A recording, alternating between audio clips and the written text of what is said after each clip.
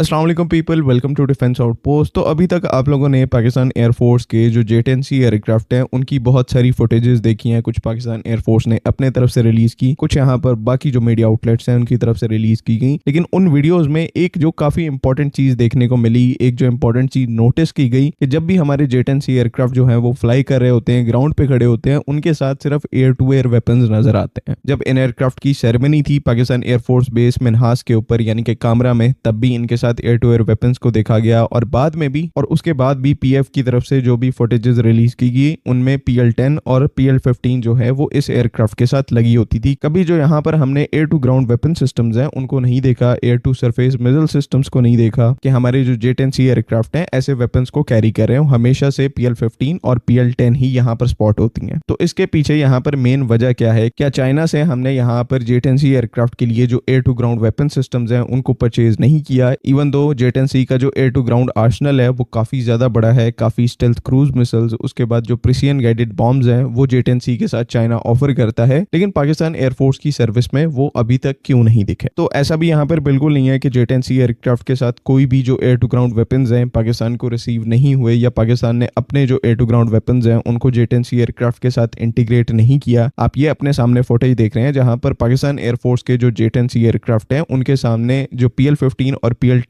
है उनके साथ यहाँ पर काफी एक बड़े नंबर में जो air to ground weapon systems हैं वो भी मौजूद हैं, जिसमें CM-400 AKG है, उसके बाद पाकिस्तान की अपनी जो ग्लाइड बॉम्ब किट्स हैं वो मौजूद हैं, और इवन हमारे अपने बनाए हुए कुछ ऐसे वेपन सिस्टम्स हैं जिनको हम किसी और एयरक्राफ्ट के साथ नहीं यूज करते बल्कि सिर्फ यहाँ पर J-10C एयरक्राफ्ट के साथ यूज करते हैं। ये जो आप यहाँ पर anti radiation glide bomb kit देख रहे हैं, ये स्पेशली वेपन सिस्टम जो है वो J-10C के साथ पाकिस्तान एयरफोर्स यूज कर रही है, और इसका काम बेसिकली एयर डिफेंस सिस्टम्स को स्टैंड ऑफ रेंजेस के ऊपर हिट करना। बिकॉज ग्लाइड बॉम्ब किट है, यहाँ पर एक डम बॉम्ब भी यूज किया गया है, उसके साथ एक प्रिसिजन गाइडेड किट है, आगे यहाँ पर एक जो एंटी रेडिएशन सीकर है उसको माउंट किया गया है। तो ये यहाँ पर एक बहुत ही कॉस्ट इफेक्टिव तरीका है एक डम बॉम्ब को एक एंटी रेडिएशन मिसाइल या फिर एंटी रेडिएशन वेपन में कन्वर्ट करने का। बिकॉज वैसे एंटी रेडिएशन वेपन सिस्टम जो मिसाइल बेस्ड होते हैं वो काफी ज्यादा एक्सपेंसिव होते हैं, जिस तरह से CM-400 AKG है। तो एक बात यहाँ पर क्लियर होगी कि ऐसा बिल्कुल भी नहीं है कि J-10C एयरक्राफ्ट के साथ हमारे पास air to ground weapon system नहीं है। जहां पर सिचुएशन काफी ज्यादा इंटरेस्टिंग हो जाती है वो यूजेज के ऊपर है। आपको पता है कि इस टाइम के ऊपर J-10C एयरक्राफ्ट के 2 स्क्वाड्रन्स पाकिस्तान एयरफोर्स के अंदर एक्टिव हैं, यानी कि 18 से ज्यादा एयरक्राफ्ट हमारी सर्विस में हैं। और इन J-10C एयरक्राफ्ट का पहला जो स्क्वाड्रन था हमारा जिसने इन एयरक्राफ्ट को रिसीव किया था वो नंबर 15 कोबरा स्क्वाड्रन था, जो कि इससे पहले मिराज एयरक्राफ्ट को ऑपरेट करते थे। तो ये कोबरा स्क्वाड्रन जब मिराज एयरक्राफ्ट को ऑपरेट करता था, तो मिराज क्योंकि यहाँ पर ग्राउंड स्ट्राइक एयरक्राफ्ट है, तो वो जो पूरा स्क्वाड्रन है वो अपने आप को ग्राउंड स्ट्राइक के लिए प्रिपेयर करता था, एयर टू ग्राउंड वेपन्स के ऊपर ट्रेन करते थे। लेकिन जैसे ही नंबर 15 स्क्वाड्रन के पास J-10C एयरक्राफ्ट आता है और उसके साथ PL-15 मिसाइल आती है, तो ये स्क्वाड्रन जो कि पहले एयर टू ग्राउंड में एक्सपर्ट्स होते थे, इन्होंने एयर टू एयर वॉरफेयर के लिए प्रिपेयर करना स्टार्ट कर दिया। बिकॉज PL-15 आपके पास है 200 किलोमीटर की एक एयर टू एयर मिसाइल है, और फिर J-10C का मकसद यहाँ पर डायरेक्टली राफेल एयरक्राफ्ट को काउंटर करना था जिसके साथ मेटियोर थी।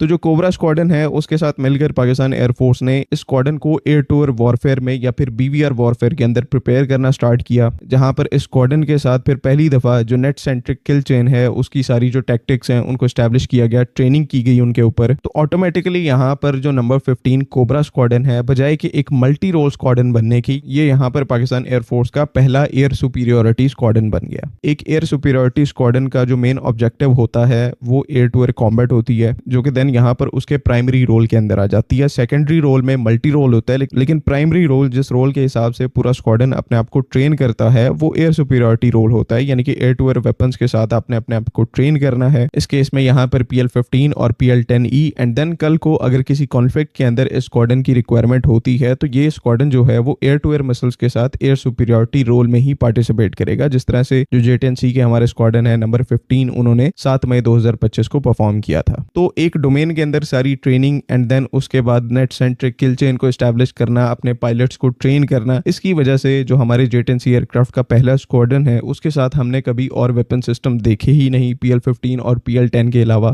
लेकिन अब जब आहिस्ता आहिस्ता J-10C एयरक्राफ्ट के और स्क्वाड्रन पाकिस्तान एयरफोर्स के अंदर रेस किए जा रहे हैं, खड़े किए जा रहे हैं, और पाकिस्तान एयरफोर्स ने खुद भी अनाउंस किया है कि वो एडिशनल J-10C एयरक्राफ्ट को परचेज करने जा रहे हैं, तो नेक्स्ट जो हमारे J-10C एयरक्राफ्ट के स्क्वाड्रन हैं वो आहिस्ता आहिस्ता अपना जो एक मल्टी रोल है उसके अंदर आएंगे। क्योंकि एक कॉन्फ्लिक्ट में जो मेगा कॉन्फ्लिक्ट है उसमें जो आपका एयर सुपीरियोरिटी स्क्वाड्रन है यानी कि कोबरा स्क्वाड्रन है उसने काफी अच्छा परफॉर्म किया, लेकिन नेक्स्ट कॉन्फ्लिक्ट में जो रिक्वायरमेंट है वो डिफरेंट होगी। जो अच्छे चांसेस यहाँ पर एग्जिस्ट करते हैं वो एयर टू ग्राउंड कॉम्बैट के हैं, यानी कि एयर टू सरफेस और सरफेस टू सरफेस मिसाइल्स का यूज करते हुए इंडिया और पाकिस्तान एक दूसरे की जो की इंस्टॉलेशंस है नेक्स्ट कॉन्फ्लिक्ट में उनको टारगेट करेंगे। तो ऐसे में यहाँ पर जो सरफेस टू सरफेस रोल है, यानी कि आपकी रॉकेट फोर्स है, उसके ऊपर काम जो है वो पहले से ही बहुत तेजी से चल रहा है। पिछले दिनों में बहुत से टेस्ट हुए हैं जिसके बारे में अभी कोई नॉलेज पब्लिक डोमेन में नहीं है, हो सकता है अगले दिनों तक आए। लेकिन खैर आगे जहां तक एयर टू सरफेस डोमेन की बात है, यानी कि आपकी एयरफोर्स की जो कैपेबिलिटी है ग्राउंड टारगेट्स को हिट करने की, उसमें क्योंकि हमें यहाँ पर अपग्रेडेशन करनी है तो J-10C एयरक्राफ्ट के जो नए स्क्वाड्रन्स हैं वो एयर टू सरफेस रोल्स को भी परफॉर्म कर पाएंगे। और इनमें जो एक सबसे इंपॉर्टेंट एस्पेक्ट है, रिसेंटली चाइना की तरफ से अपना जो YJ-21 हाइपरसोनिक मिसाइल है उसको J-10C एयरक्राफ्ट के साथ टेस्ट किया गया था। इसकी यहाँ पर पिक्चर्स भी आई थी जिन्होंने इस चीज को कंफर्म किया था। YJ-21 की बात करेंगे तो यहाँ पर ये 1000 किलोमीटर रेंज वाला proper hypersonic air to surface missile है जो कि अपने फ्लाइट पाथ में सस्टेन्ड मार्क 5 की स्पीड को अचीव कर सकता है एंड देन टर्मिनल फेज में यहाँ पर मार्क 8 तक की स्पीड को अचीव किया जा सकता है, जो कि इसे बहुत ही ज्यादा कैपेबल बना देती है। और इसकी कैपेबिलिटी मुझे कोई एक्सप्लेन करने की जरूरत नहीं है, हाइपरसोनिक वेपन सिस्टम का आपको पता है कि ये कितने ज्यादा इफेक्टिव होते हैं। और नेक्स्ट बैच के जो पाकिस्तान एयरफोर्स के J-10C एयरक्राफ्ट हैं, इसके अच्छे चांसेस हैं कि ये जो YJ-21 हाइपरसोनिक मिसाइल है ये हमारे J-10C एयरक्राफ्ट का जो वेपन पैकेज है उसके अंदर ऐड किया जाए। तो जिस तरह से पास्ट में J-10C एयरक्राफ्ट अपने एयर टू एयर वेपन्स के साथ डोमिनेट करता रहा है, फ्यूचर में चलकर भी जिस तरह के air to ground weapons China इसके साथ प्लान कर रहा है और जिस तरह के air to ground weapon system Pakistan अपने बाकी एयरक्राफ्ट के साथ इस एयरक्राफ्ट के साथ इंटीग्रेट करना चाहता है, तो एयर टू ग्राउंड डोमेन में चलकर भी आगे ये एयरक्राफ्ट ये J-10C प्लेटफॉर्म जो है वो काफी ज्यादा इंप्रेसिव बनने वाला है। तो आई होप कि आप लोगों को वीडियो जो है वो समझ में आ गई है। आपका क्या ओपिनियन है काइंडली उसको कमेंट्स में जरूर लिखें।